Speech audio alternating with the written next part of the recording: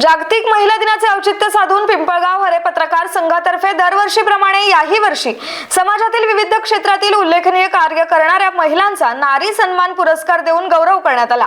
वरखेडी येथील पीडी बडोला माध्यमिक विद्यालयात आयोजित या सोहळ्यात पिंपळगाव पोलीस स्टेशन हद्दीतील एकूण 21 कर्तृत्ववान महिलांचा शाल, श्रीफळ आणि सन्मान चिन्ह देऊन सन्मान करण्यात आलाय। ज्येष्ठ पत्रकार रविशंकर पांडे यांनी आपली पत्नी स्वर्गीय सरोजिनी पांडे यांच्या स्मरणार्थ या कार्यक्रमाचे आयोजन केले होते। यावेळी उपस्थित महिला मान्यवरांनी आपल्या मनोगतातून स्त्रियांसमोरील आव्हाने आणि त्यांच्या सामाजिक योगदानावर प्रकाश टाकला।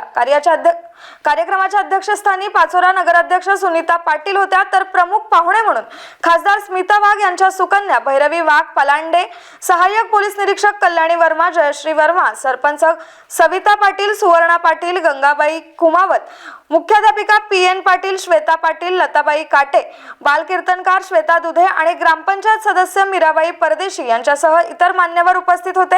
हा कार्यक्रम यशस्वी करण्यासाठी संदीप पाटील, बडोला शाळेचे शिक्षक वृंद आणि पिंपळगाव परिसर पत्रकार संघाच्या सर्व सदस्यांनी विशेष सहकार्य केले। त्यानंतर स्नेहभोजनाने या कार्यक्रमाची सांगता झाली।